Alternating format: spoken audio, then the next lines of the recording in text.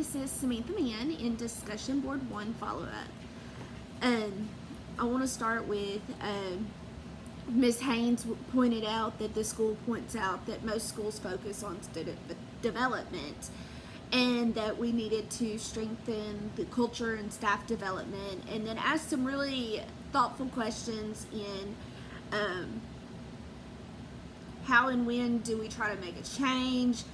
How do we expect kids to do something that we as adults don't do ourselves? And it got me to thinking just that as a school, because Miss Herring also pointed out the same things that we needed to model and monitor and those types of things.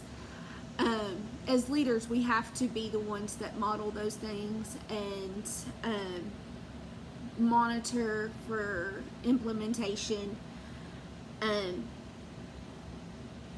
be proactive in setting the stage for what we want our school to look like.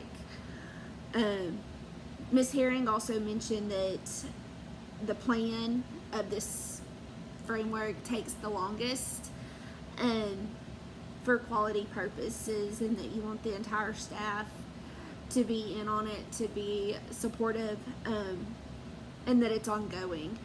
And that goes into, with what Ms. Haynes said about needing to strengthen the culture and the staff, and making sure that they're on board and they have your support. And as leaders, we have to do our best to know our staff and learn how to gain their support and what they need to support whatever you're trying to do. Another person mentioned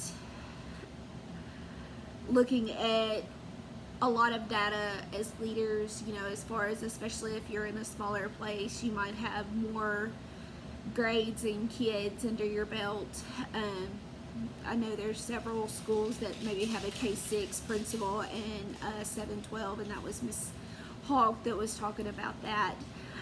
Which brings me to talk about the desegregation, or data desegregation, or whatever the word is. And that we need to separate those things out so that we can have a clear picture of what we're looking at.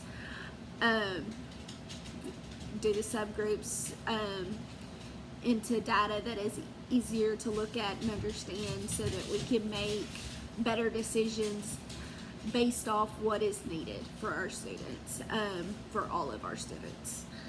All right, thank you.